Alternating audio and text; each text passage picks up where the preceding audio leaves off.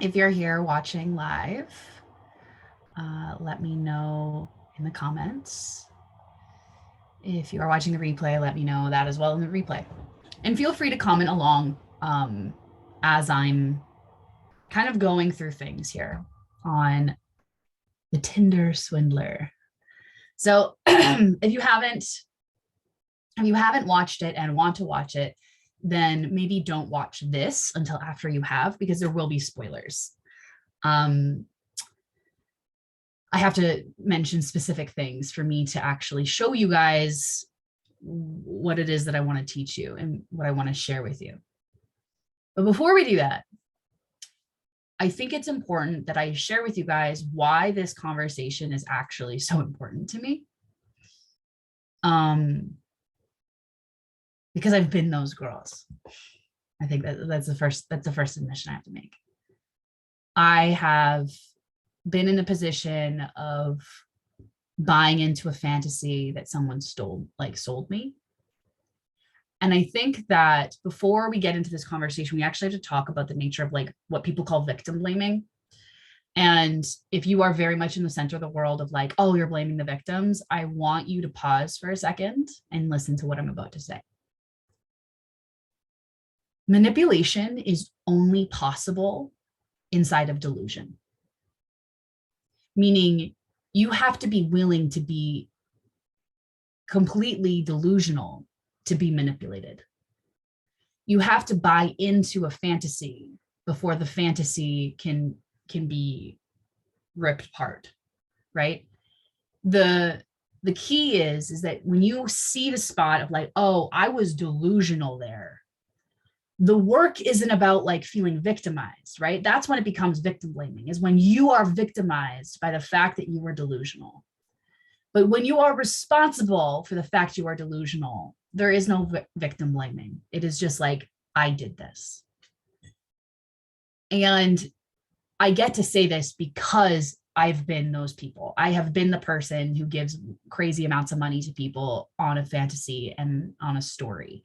I have been the person who bought into a lifestyle because of what they told me. I have been the person who went without pay for weeks on a story that someone told me. And the thing is that you need to understand, you may have never been delusional, but there are people who will allow themselves to be delusional. And the nature of why you allow yourself to be delusional is different from everybody, right? You could be delusional because you grew up really poor, and then this person is selling you this like nearly too good to be true experience. But at the end of the day, there's still a yearning for that experience, right? Whether or not it's too good to be true, because it's something you didn't grow up with. So in the case of people who are love addicted, which is what most people are pointing to when we're talking about the conversation around the Tinder swindler, is like, oh, these women are so love addicted. They're love addicted because of the delusion, right? They allow themselves to buy into the delusion, the story, the narrative, the fantasy of a life that is different than their own. Okay. And what this ends up looking like, and I want to bring as much of my own story into this as possible, because I don't think I've ever actually shared this with a lot of people. But when you are a love addict, it's generally associated to an experience in your childhood, right? We all know that if you've read books on love addiction or love avoidance, it's always stemming from something in your childhood. And it's easier to let ourselves believe that the love that I want, that I was never given, exists. And the moment that someone presents this idea that it does, it is hard for our inner children to be like, no, that's not real. And there's a part of us, our inner adult, who is like, I don't want to kibosh my inner child's desires, right? To be loved and to be appreciated and to be acknowledged and to be worthy of someone courting, right? To be acknowledged was a really big thing for me. And so in one of the scenarios, because it's happened a couple times, right?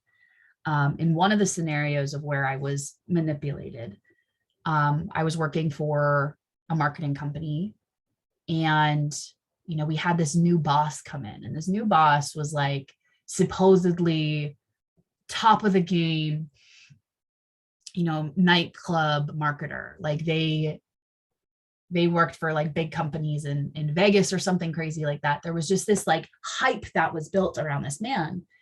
And, I didn't really think anything of it because at the time it was just a side gig for me. I was like, this isn't my career. But I was hungry for acknowledgement. I was hungry for being told that I was worthy. That was something that my inner child had always been striving for, right? Striving for the accolades, striving for the acknowledgement that I was smart, intelligent, capable. And so he complimented me one day. It's like, wow, you're really good at your job. Which is true. And this is the thing I want you guys to understand, is the crazy thing about delusion is that there is enough truth that you can buy it, right? And it was true. I was really good at my fucking job. Like I could bring in $1,000 in a weekend, no problem. I was a very good nightclub marketer. And so when he said that, it was an acknowledgement of a truth I already knew. I already knew I was good at my job. But that acknowledgement piece had me actually pay attention to him, because it gave me the thing that my inner child had always been hungry for. And now, because my inner child was hungry for it, my inner adult was like, well, I don't want to tell her no. I mean, yeah, just receive the compliment. But the issue is I didn't just receive the compliment. I started paying attention to him. And the more I started paying attention to him, the more compliments I started getting, the more acknowledgements I started getting. And it wasn't until I started to buy in fully to my own delusion that this man respected me, that this man acknowledged who I was, and that he knew how capable I was, and that I was very good at my job. It wasn't until I bought into the delusion that I was easily manipulated. And so what would happen, and what ultimately did happen, was it was payday. And I was due for like $2,000, right? It was from like the last 2 weeks. And I was like, hey, like, where's the money? He goes, oh, I have to go pick up the checks. I have to go pick up the money. And we all thought that was weird, but also it's nightclub scene. It's already shady, right? So there's a certain degree of like, you accept a certain level of like darkness in it, where it's like, oh, he's got to go cash money. Like, okay, yeah, that actually makes sense. And so you start to just accept these little faults and these little breakaways. And it doesn't happen overnight. And I think that's where the thing about the Tinder Swindler first started rubbing me the wrong way, because I was like, there's a timeline missing here. Because what it makes people seem is like, oh, that it happened overnight. No, it doesn't happen overnight. It happens in a series of micro moments, like very subtle things. That is how people get manipulated. People don't get manipulated with bold audacity. They get manipulated in the subtle things, because there's enough truth that we can back the lie up, right? And so I didn't get paid, and I was like, oh, that's weird. Okay. And so, we had a staff meeting the following week, and he like had written it out, and he like reassured that I was going to get paid. And so he wrote out this piece of paper of me, and it was a colleague of mine, and me and him were due the most money because we were the best at our jobs. And he wrote it out, and he's like, we're going to change the payment structure so you guys get paid a little bit more, because you guys are really leading teams and yada, yada, yada. And so he listed out, what our pay would ordinarily look like and what our pay would look like after this new payment structure.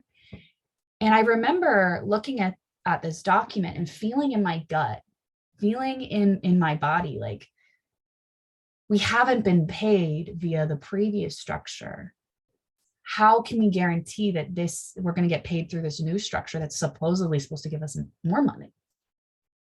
And I was just looking at it and feeling uncertain.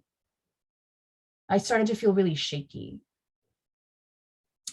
And so, this guy, my colleague, was like, that sounds sweet. And so I overrode my system, because, a colleague of mine that I respected was on board, and I was like, all right, okay, well, if you don't have an issue with it, maybe I'm the crazy one.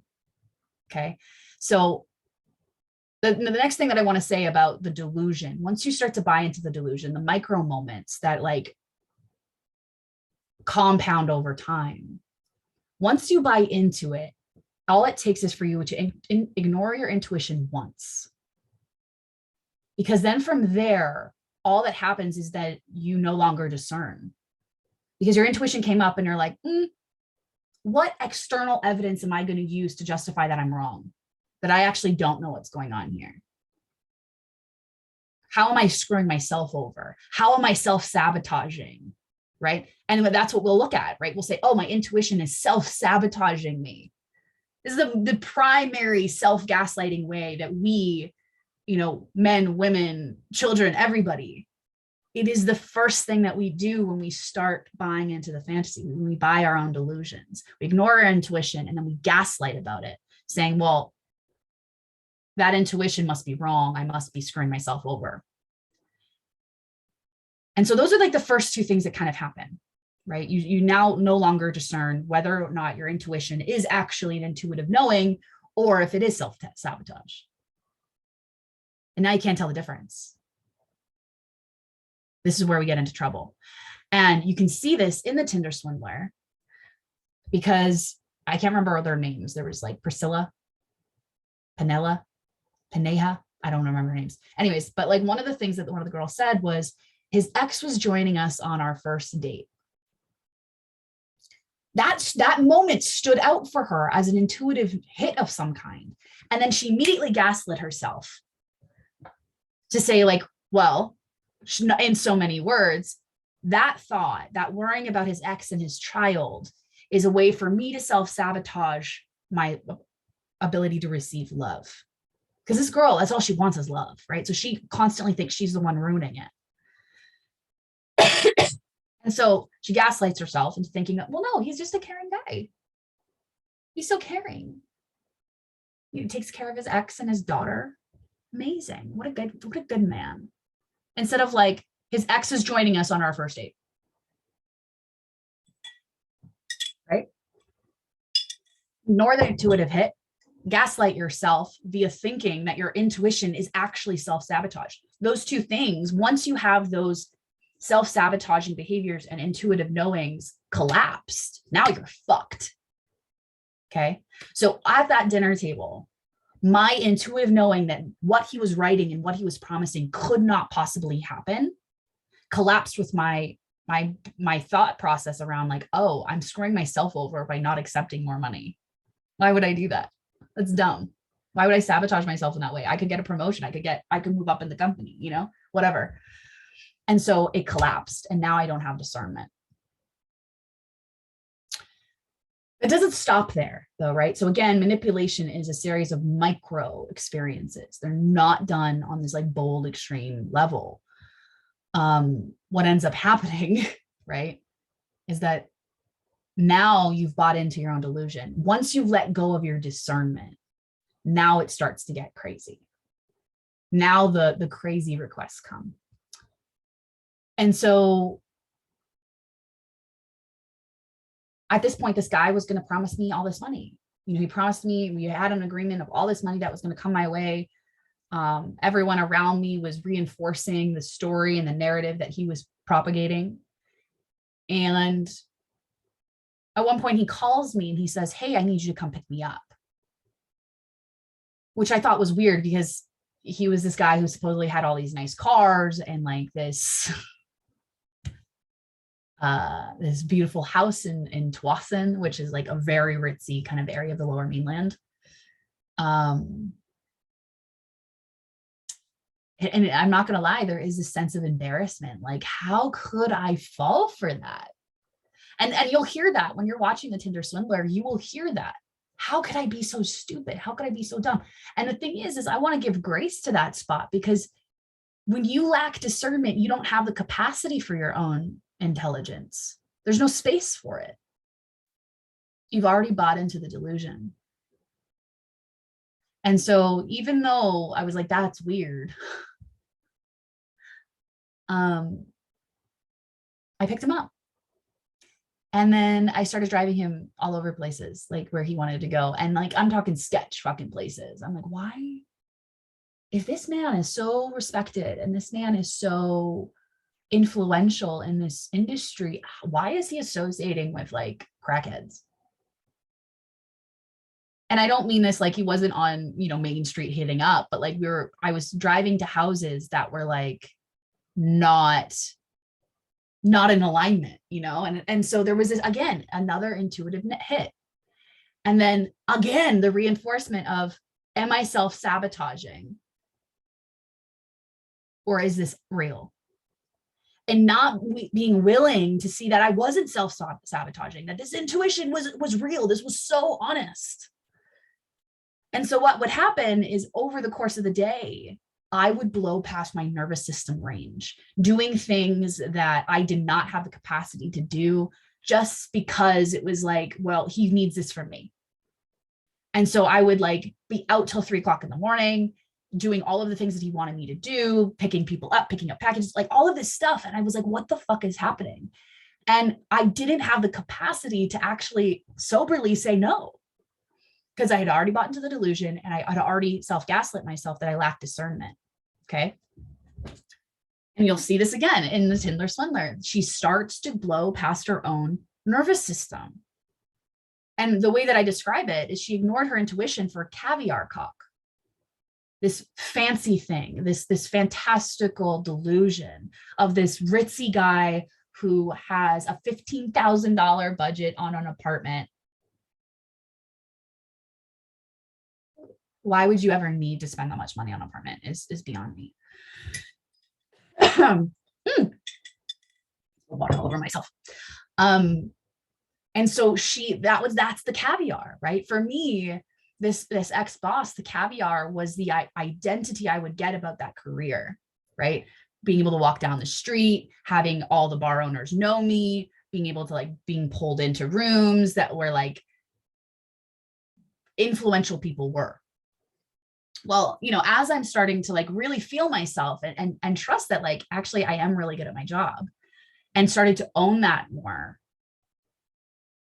for myself, because now like my intuition's kind of bumping up against stuff, right? My intuition's like, hey, listen, and I'm not self-gaslighting as much because I've already experienced so much bullshit that I'm like, okay, this can't be real. This was a couple weeks later. I was, you know, getting ready for my shift downtown, and I was standing outside one of the clubs that I was promoting at, and the actual bar man, like the overall manager of the group of this I think it's called other groups, right? There's like different, they own several nightclubs under the same hospitality group. So the manager of the hospitality group sees me, you know, we've got a great relationship because I bring them a lot of business. And he goes, hey, let me introduce you to the owner. And so he turns around and I extend my hand. I said, hi, I'm Stefani. I'm one of the promoters. And we have this like really great conversation. Now keep in mind, my boss is still there and he's witnessing this conversation. He is witnessing me no longer giving my power away inside of a fantasy of what he's going to create for me. Instead, I'm creating it for myself. Now, here's where shit goes wrong. Here is where it totally fucking falls apart. When I no longer buy into the delusion, funneling all of my power into propagating the fantasy of who I get to be if he follows through on these promises, and I actually say, fuck it, I'm going to make it myself, his value decreases. He's no longer important to me. And so I had this great conversation with the hospitality suite owner. It was great. I'm starting to come out of the delusion. He's not going to create opportunities for me. I'm going to create them. And so I pull myself out of this delusion, and he gets angry. So the next day I'm downtown getting ready for my shift. And in the middle of the street, he like takes his finger and he like points it at me. And he goes, you never walk your ass to a seat it doesn't belong. And that line I will never forget. Because here I am, I was 19, talking to like owners of bars, being respected in conversation, which is a talent I've always had. Even like as a kid, my parents always joked around. They're like, you were the only kid who could hold themselves in adult conversations, like well beyond you were meant to, right? Like I was respected by adults as a child. And so there was this way that I had that as a skill, as a talent. And he didn't like it. Because to be that kind of person, you actually have to be very in your own power. You don't give it away. And I had been irresponsible with my power, giving it away, feeling the delusion. And I remember sitting there and like feeling like a gust of wind just like attacked me. And I looked at my coworker, who was again the guy that I defaulted to when I ignored my intuition first.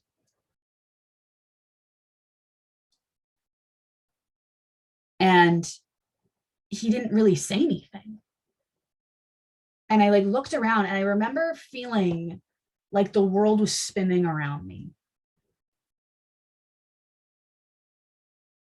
And I remember not knowing if I should be scared or if he was right. There was a moment where I was just coming out of the delusion and he needed to do something drastic to bring me back into it.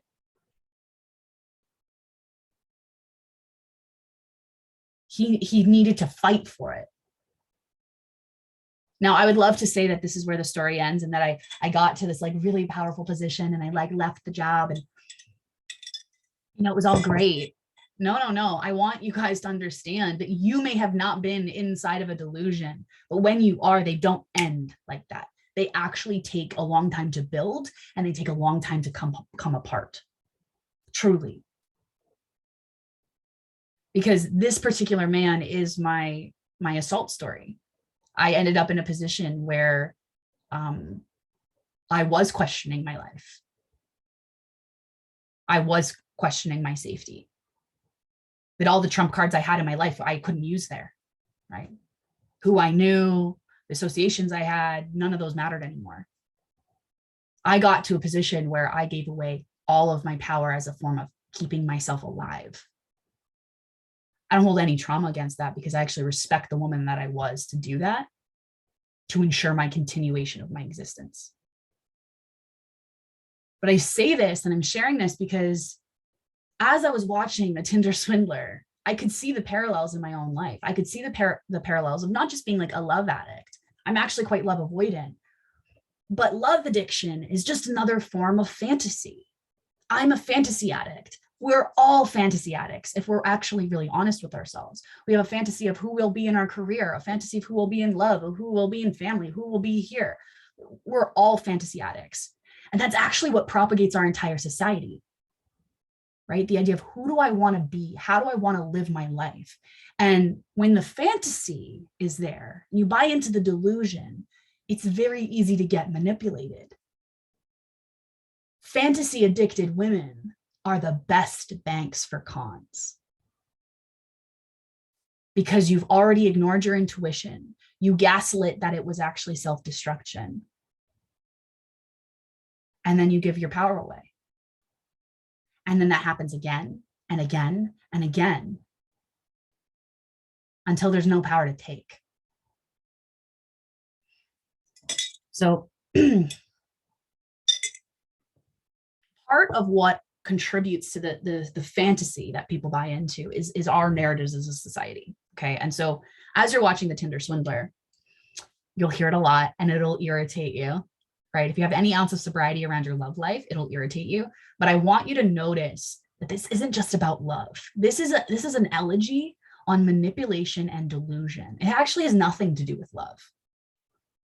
Because that's not love. Nothing that happened in that documentary was love.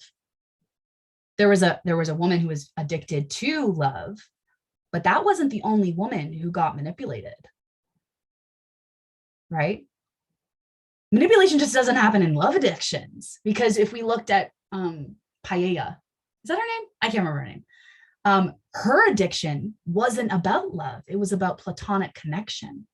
She had a fantasy about the connection she had with this man, that they were friends. And I got to tell you, the platonic delusions are the most painful. And I've been in those too, where I remember telling a friend, I was like, oh my God, me and so-and-so aren't actually friends. She's like, no, you are. You guys are totally friends. I was like, no, we're not actually friends. because I had realized that there was someone I was friends with. But if our mutual friends went away, I wouldn't be friends with that person. Like, we would never talk. We'd never connect. We wouldn't go for coffee, nothing. And that realization hurt. I was like, I thought we were like the best of friends. And we're fucking not. It was a disillusionment. When you are disillusioned, it means that you are seeing the crack in the facade and you are acknowledging it. Disillusionment is actually a very powerful and potent thing to happen in your life. And that's why in the world of enchantment, my container, we don't have a problem with disenchantments. We see them as invitations to return to ourselves. And so in the moments that I got to see my disillusion, where my fantasy was not fucking real, whether it was the platonic friendship or it was with this god-awful boss promising this life that I didn't even want, that moment of disillusionment, I'm so grateful for. That moment of disillusionment is when you realize that you bought into the fantasy and not into the reality of your own life. You bought into the fantasy that if you gave your power away, that some sort of outcome would come your way. You would get your inner child's needs met from love, affection, acknowledgement. Because you're too scared to tell your inner child, no, I'm going to give it to you the way that you actually want it. You didn't actually want to be responsible for that thing. So for me, in that old job, I didn't want to be responsible for getting my inner child recognized and acknowledged for who she actually was, until I actually met the owner of the hospitality group. And I was like, fuck this, I'm going to get recognized by the person I want to be recognized by. Boom. Right. And so, you know, there's the love addiction fantasy, but there's the platonic connection fantasy. But the narratives that we spin around all of those is crazy, right? That I felt butterflies. You should not want to chase butterflies. I'm going to be really honest with you guys. There's a reason why moths are like my icon for enchantment, because butterflies are not the thing you want to be chasing in your body. Because here's the thing, what you're actually yearning for is to be delighted. Because if you actually went out into a field and you went and caught butterflies, that's what you'd feel. You want to be delighted. And see, and delightment is not a circumstance, it's a choice. If you want to be delighted by life, it just simply is. It's something that you invite and you invoke. But when you are caught waiting for external circumstances to cause this like bubbling in your belly, which isn't how chasing butterflies out in the field even feels, right? Those butterflies you feel isn't delight in your body. It's a nervous system response saying that we have to get ready. We have to generate energy to get ready to initiate a survival response. It is not sustainable. Excuse me. Same thing with sparks. Sparks are not sustainable.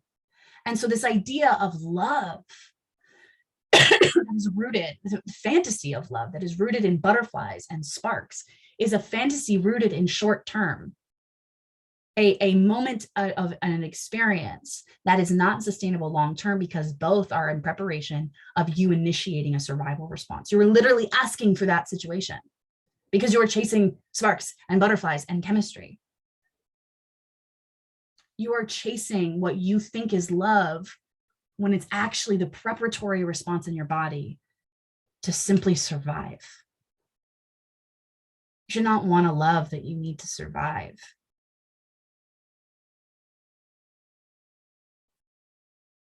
And so this wasn't the first time I was manipulated by my own disillusionment or my own delusions. And unfortunately, it wouldn't be the last.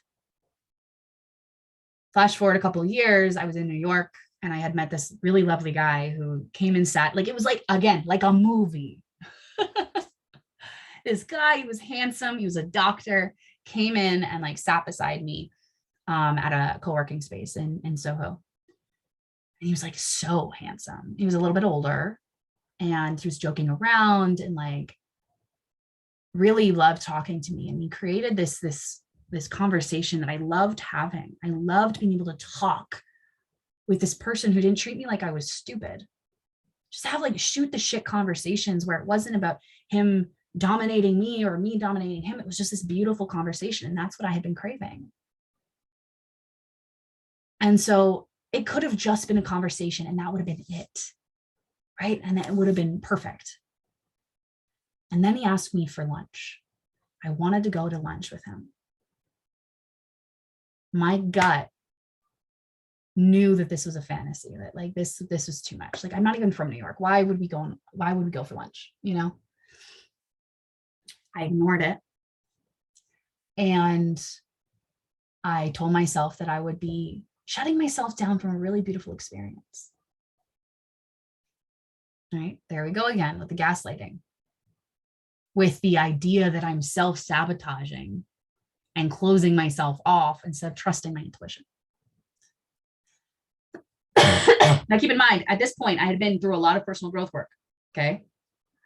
That's how I learned how to self-sabotage, or like I learned that I do self-sabotage. So now I'm starting to like conflate what is my intuitive knowing to protect myself and what is my self-sabotage, right? Because they can look and feel very, very similar. And what a joke. So I went to lunch and we had this beautiful lunch. And I'm talking like, I don't think I would ever go into that restaurant on my own, even with like a fully paid off credit card. Like he took me to this really nice restaurant in a really nice car. Which again, why would you drive in Soho? That is the shittiest experience ever. But it was like creating it was creating a narrative that I loved, that I've always wanted. And so I ignored my intuition. I gaslit myself. I bought into my delusion. We have this great experience. And not going to lie, it was a great experience. But then, you know, I'm continuing on my trip. I go to Philadelphia. I go into Washington, D.C. And he's still calling me. He's still texting me and messaging me. And then, boom, disillusionment. Disillusionment is an invitation for you to come home to yourself. It is an attempt to pull you out of a fantasy that we often ignore. And I'm going to point out where this happened in Tinder Swindler, because this woman had the disillusionment hit, an invitation to come home to herself, and she Googled him. It's not about what you find on Google. It's the fact that she even did it.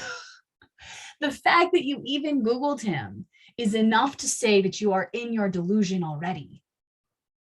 Because really, at the end of the day, if someone was really committed to manipulating people, they'd create all the websites. They would do all the background stuff. Like, guys, it's not that hard. I could do it. I could totally manipulate Google into thinking that I am a princess from Croatia. I could totally do it. It would be so easy. It'd be so easy to do it. And because it's easy to do it, that's how he has them convinced that what they see on Google isn't right. And now here's the other thing that I want to say here. When you are disillusioned or being disillusioned, right? The process of it, disillusionment, of where like, this can't be real. This is all a fantasy. Let me Google. I'm already Googling, I'm already disillusioned. There's already something off here. But this is where you gaslight yourself again. And instead of going, oh my God, it's embarrassing because I've done this, right? So you go to Google and you find something. You find something that you don't like, that proves that you're in a fantasy, that nothing that you're experiencing is real, and you take it, and then you take it to the source of your delusion. So what I did is I Googled this man. Turned out he was married with 2 kids, and he was a doctor, but he was creating this whole new doctor startup, all of this stuff. And I was like, that's true, because it had enough truth to substantiate it. But the moment that I saw that he was married with 2 kids, my heart just went, what the fuck? What the fuck? I clicked on the website. It's a photo, happy photo of him and his wife. I also know how to cite my sources. So I look at the date, and the image was like from 2 years prior. So I was like, that's still pretty fucking recent. And what I did was I took the URL link and I sent it to him. And I said, is this true? I took the facade, the disillusionment, the facade like fissure, right? The break. I took that and took it to the person to have it repaired. To which, of course, he told me, no, I haven't been married in 8 years. That is my ex, and those are her kids. How does that even make sense? Why is it? It's a 2-year-old photo. What are you talking about? 8 years? Who cares if they're her kids? It says that you're a happily married father. I don't care where you're, like, whose sperm made the children. Are you raising these kids? Are you married to this woman? And there was like, I took the thing that I knew and I took it to him to have it fixed. Just like the women on Tinder Swindler, where she knew that he wasn't who he said he was. And then she still went to him and said, tell me the truth. You are not going to get the truth from somebody who is never going to tell it to you in the first place. Like that, I think that's the hard thing for us to understand is like, when you've bought into your delusion, you've bought into the lie.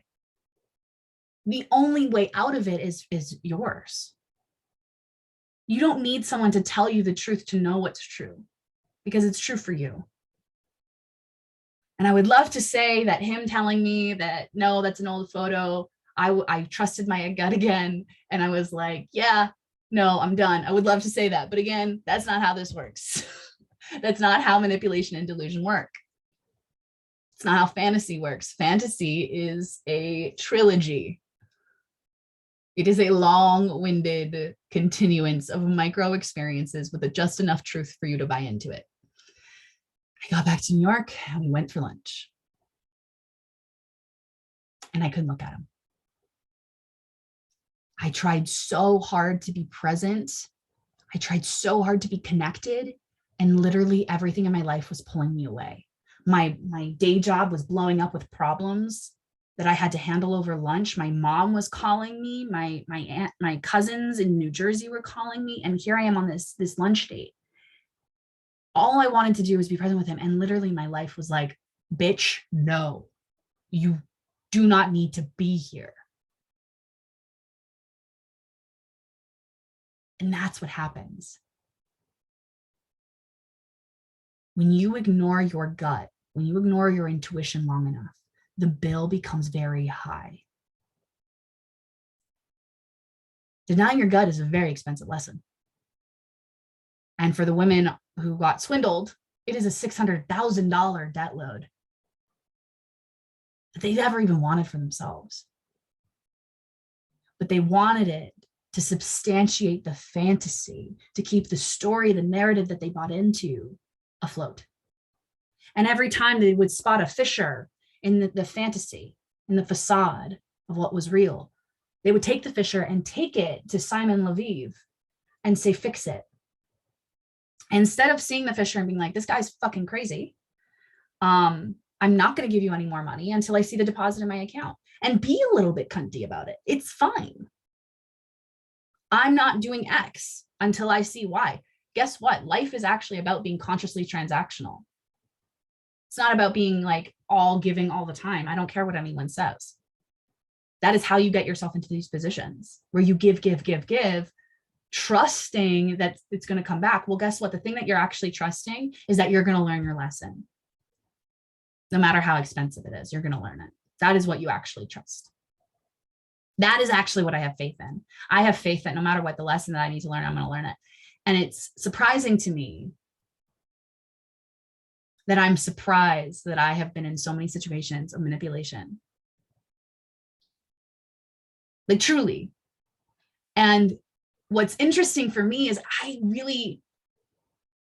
don't sit in the victimization of it for very long. This is actually the only place I don't get victimized. It's funny, right? Like I don't sit there and cry for like extended periods of time. I don't get like I'll have moments, right? I'll process it. I'll cry and I'll get angry and I'll do whatever, but it doesn't last too long. Because all of it, no matter how much time I invested into my delusion, the way that I come out of it is so beautiful. The way that I come out of a delusion is always more powerful than the delusion itself. Waking up from fantasy is far more powerful than the power of fantasy. The thing is that we are unwilling to choose that because we are unwilling to be enchanted in waking up. We think that magic, enchantment, romance, beauty, delight are only possible when we're sleeping.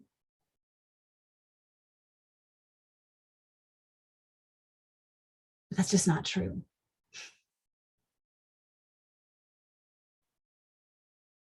When you come out of the moments of where like, wow, I really ignored my gut here, here, here, here, here, here, here, here, here, here, because I gaslit myself to thinking that I was being self-destructive and taking away opportunities and blocking myself from experiences. What you actually also disregard is how you already knew which experiences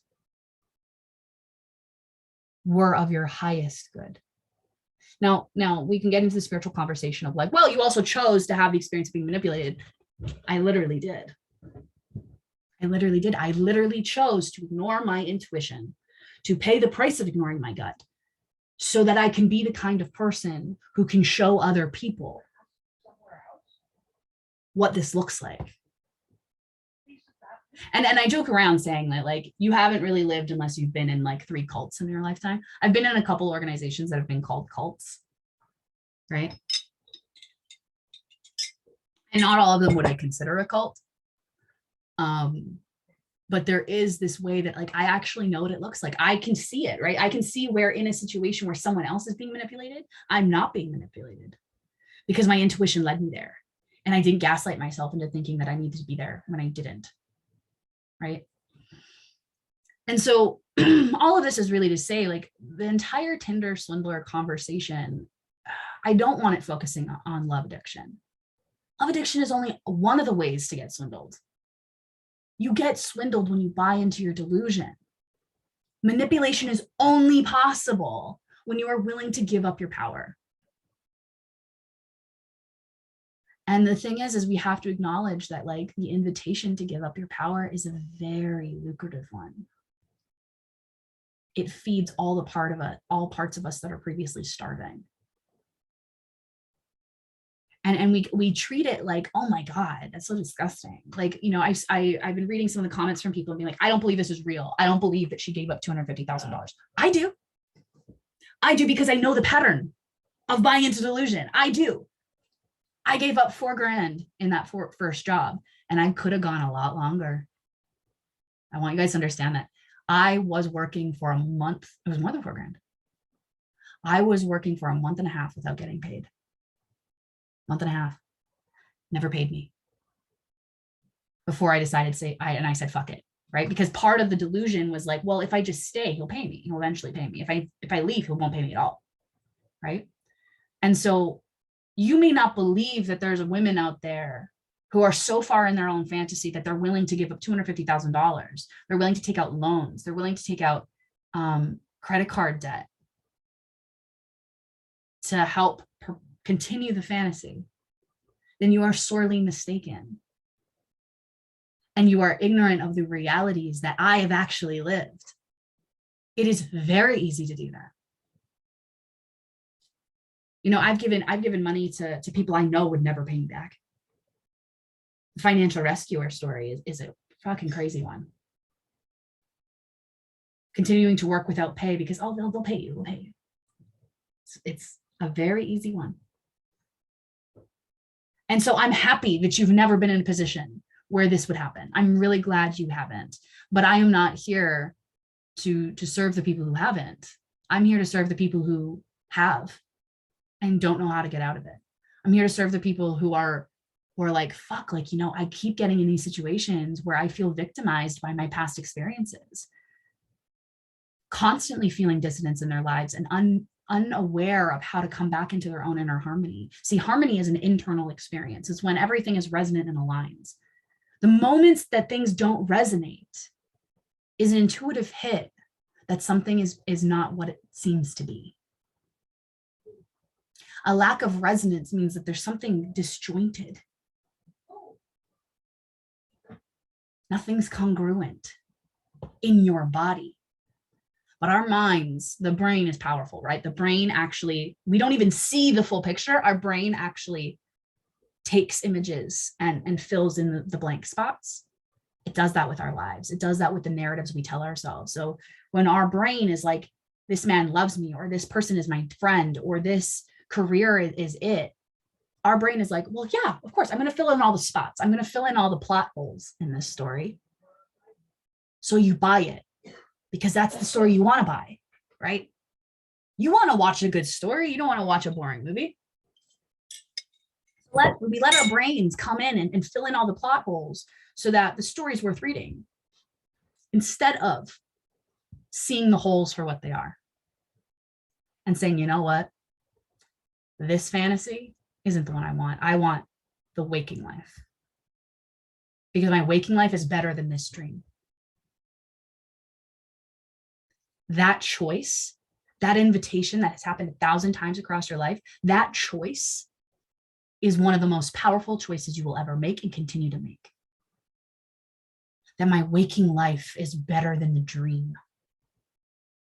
That I am delighted and in wonder and curiosity about what's happening in my real life. That I don't need this guy from Tel Aviv to sell me diamonds and this false story, because I can actually create that for myself. That first boss that I bought the delusion into, when I finally did leave, it was clean. He never contacted me again. Well, aside from like creeping my LinkedIn, it was clean, with the exception of the last thing that he said to me. And the thing that he said was, any success you have will be because of me. And I remember feeling so angry that he would have the audacity to say that. To own my successes is something that he created. It was hard not to be victimized by that and actually start to shrink, because I didn't want my successes to be associated with that. And what ended up happening, and I'm going to tie this back to Tinder Swindler, but what ended up happening is I denied that happened and how I handled it and how I called it in. Like, I actively chose to ignore my gut. Like, that's what I mean by I called it in. I ignored my gut, thus creating the experience that I had. That denying that, because I didn't want to be associated to him, actually allowed me to continue to get manipulated, because I would continue to buy into delusions, instead of actually owning that as like something I chose and something I learned from. I didn't want to admit it. You never want to admit when you bought into your own fucking crazy, you know? You don't want to admit like, oh my God, I was delusional, because it is embarrassing. And you can tell from the way people react to Tinder Swindler calling these women idiots. It's embarrassing. And there are some of us who are on the path of learning, what does it take for me to choose my waking life over the stories? And I'll tell you, the stories, they're wild. But it all comes down to like, it's not what I thought it was. And I don't even know if the word thought makes sense here, but it's like, it's not what I wanted it to be. It's not what my heart actually wanted for me. You know, this is why we focus on what is fantasy and what's actually possible in my life. And our minds are limited in the capacity of creation for our living life when we're responsible for it. And so when I get responsible for the fact that I've been delusioned, I'm delusional, right? Delusioned many a time, I can actually learn more from there. And just the admission of it, right? Like just the admission that I'm crazy, just the admission that I'm delusional, just the admission that I'm self-centered, just the admission of the things that we don't like about ourselves gives us such an opportunity to come home, because that's what a disenchantment is. It's an invitation to come back to yourself. I was disillusioned by this fantasy of who I would be in this career. I was delusioned by who I was going to be by dating this man in New York. I was like ad infinitum, all the different places where I've bought into my own fantasies. And I saw the fissure, right? The break in the wall. When I acknowledge that there's actually a break, that I'm the one who ignored that from the get-go, I can actually break it apart. And I can see what's on the other side of it.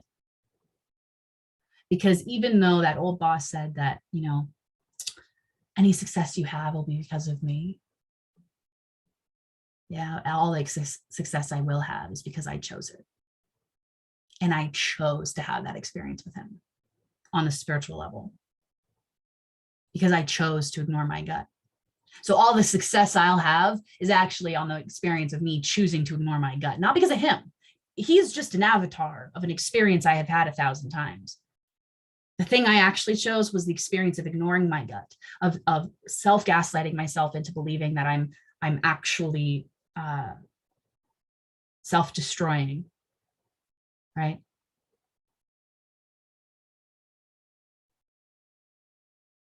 This need for me to propagate the story in this fantasy. And you know, and the more that I actually look at like, what fantasies am I propagating? Am I holding up? Am I trying to make sure are real?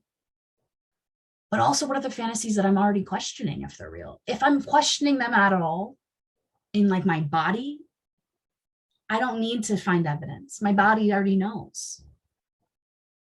And certainly not take what I'm questioning and bring it back to the source and be like, hey, fix this, fix the fissure. I see the break, fix this, you know, because the other thing too, the beauty of manipulation is that when we try to either prove manipulation or disprove manipulation, all we're actually doing is teaching people how to correct their behavior. So I'm going to give an example here. This is a little bit of a silly example, but a couple of weeks ago in my community page, there was someone who was like trying to call out somebody who was driving recklessly in town. The description that they gave for the vehicle was my vehicle. I hadn't left my house in like 2 weeks. And so as I'm reading through the comments, I was just like, you know what? I just wanted to know what happened so that I wouldn't get caught next time. It was a joke, but that's really what manipulation is if you tell me what I did wrong, then now I know how to correct my behavior so I don't get caught next time. If you're already in the delusion, you're already in the manipulation. So why do you think that that person is all of a sudden going to be honest? That's the delusion, right? So Priscilla, or whatever fucking her name is, was like on the phone with Simon and was like, just tell me the truth. Just tell me the truth. I know everything. I just want you to be honest. He was never going to be honest with her, ever. If anything, all he knew now was that he got caught. That's it. And so he needed to figure out how he got caught and control the situation. So that's where he realized that she double crossed him, because he can't control that. He can't control her not to double cross him. But he could control if she found a website and forwarded it off to him and been like, what the fuck is this? You can get a web designer to fix that. Right? So what I will also say is like, yes, there is lots of information. Oops. There's lots of information missing from the documentary itself. The timeline, because this is what also propagates the story, right? That he's a manipulator is also a fantasy. I hate to say it, no matter how true it is, there's enough truth there for us to buy into it. But because we're missing the timeline on it,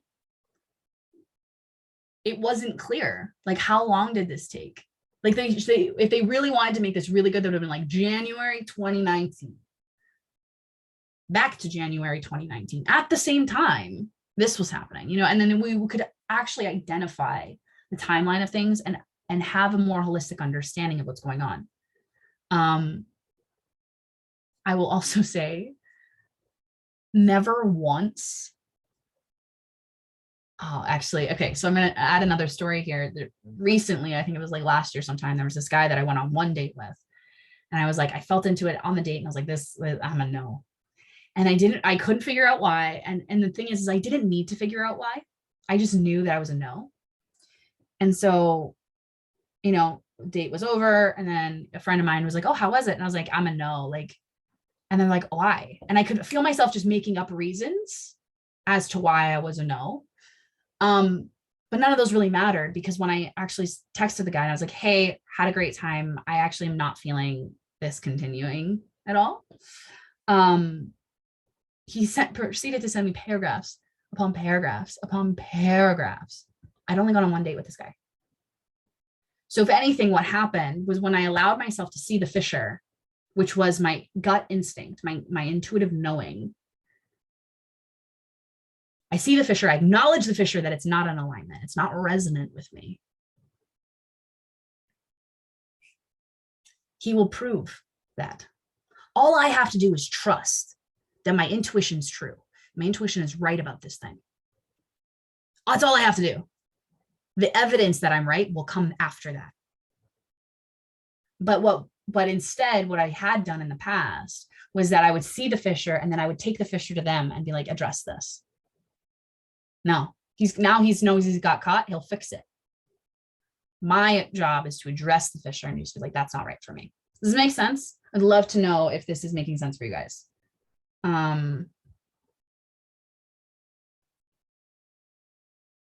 Yeah. So do let me know. And you know, before I end, the thing that I want to say is like, Simon Leviev is now a business coach. And, you know, I've seen a couple of colleagues who are like, oh, I want to talk about this from like the coaching industry perspective. I don't need to go into that because this manipulation and delusion is still there, right? Business coaches in particular are very good for this. They're very good because the delusion that people get to buy into is that working with this coach is going to make them 6, 7, 8 figures. That's the delusion that they buy into. And so what happens though, is because the people who buy into the delusion are unwilling to trust their intuition, they're unwilling to acknowledge the fissures in the facade, and they're unwilling to stop letting themselves question what their intuitive knowing is, what ends up happening is they never show up responsibly for the results that they actually want. And then they feel victimized and betrayed by this supposed coach. All they had to do was let you buy into the delusion, and that's it. So really the work here is like, we're never going to stop people from being manipulative. And like, that's God's honest truth. And if you think that that is the reality, you need to realize you are on earth and this is not the realm of morality. You think it is. You think this is the realm of morality. But the truth is like you and I have different morals. And that's how we know it's not the realm of morality. If it was the realm of morality, we would all have the same thing, but we don't. And so that very fact, the fact that you and I don't have the same morals, means that there is space for manipulation. There's space for darkness. There's space for coercion. There's space for all these like darker things. That is actually just human. The reality is not about how do we stop people from manipulating? How do we stop people from coercing people? It is coming back to that internal resonant thing and saying, you know what? Not for me. Not for me. Thank you for the beautiful lunch, but like, this isn't for me. Thank you for the opportunity to grow my career in marketing for nightclubs. Not for me. If what it means is that I don't get paid, if what it means is that you yell at me on the middle of the street, if what it means is that I am jeopardizing my sleep for you, hard no. Hard fucking no. And this is the thing too, is like, as you start to become someone who values your waking life more than the fantasy, more than the dream, you're forced to have boundaries. And you are forced to put yourself in the position of saying, I don't want that. And being bold enough to say it, and like not even letting spiritual teachings or religious dogma or whatever come in between that, because at the end of the day, you are not going to get out of life alive. We're all going into a box, and some of us are going to reincarnate as fucking bananas. Doesn't matter. This is this lifetime. It's how do you want to live this lifetime? You want to live a life of fantasy? Then fine. Go live a life of fantasy and be prepared to be receiving the invitation that disillusionment will give you 1,000 times over, because that is true. You cannot be in fantasy forever. Life will constantly invite you back to yourself. That is the only certainty. That every time you abandon who you are, life will give you opportunities to come home. That's it. That is the only truth I know for a fact. So I'm gonna leave you guys with that. If this is something that you're like, you know what, I like this combo and I want to learn more and I want to talk about this more and I want to get really clear on like what fantasies am I perpetuating in my life, and where can I actually just have a delightful, enchanting waking existence instead. If that is something that you want to explore, enchantment is open for enrollment until next Friday. That is it. Doors will close. This coven will be ready to go for the next year. So if this is something you want, send me a message, or I will also include a link. If you're watching this on Facebook, I'll include the link on the comments. If you're watching this on Instagram, it will be in the bio. Apply right away. If there's any part of you that is like, I want to dabble in the interplanes of like, life is dark. Life is so fucking dark. And I don't have to play in the darkness that doesn't serve me, because there's darkness that does, right? There's always darkness that serves you. But not all darkness is the game you want to play, is the life you want to have. And that's what we're going to explore. What would it be for your waking life to be as enchanting as you believe the fantasy is? In life, in love, in sex, in work, in money, whatever it is. Enchanting are the enchanted. It is a choice. So this is a choice that you want to choose for yourself. Apply. Send in your application. I have a lot of spots open next week for consultations for this journey itself, reserved specifically. So even if you're not sure, if you're like, I don't know if I can be available for it, I don't know if I can afford it. If you have any of those thoughts, put them aside and just feel into your gut. If this is a journey that your gut actually wants you to explore, we'll get on a consultation call and we'll worry about the rest. Okay. Thank you guys for tuning in to this conversation. I love talking about manipulation and morality. So I think it's definitely something that I don't talk publicly enough about. It's something that I reserve for like my close friends, but really this is the work that I love. I love talking about the fact that humans are fucked up and is the degree of how fucked up you want to live. I'm not going to teach you how to manipulate people. I'm not going to teach you how to seduce people into giving up their sovereignty. I'm going to show you where you already do that, because I've done it and I've done it enough. And listen, sometimes I'll even consciously choose it. That is what it is to be human, is to play in those worlds. If you're looking for spiritual ascension, this won't be it. This won't be the container for you, but just ask yourself, do you want your waking life to be more enchanting than the fantasy and the delusion you've bought? If the answer is yes, then I expect to see your application.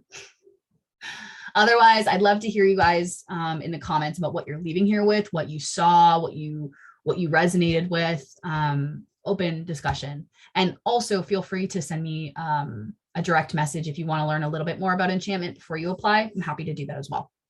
Okay, have a fabulous day, and I will talk to you next time. Bye.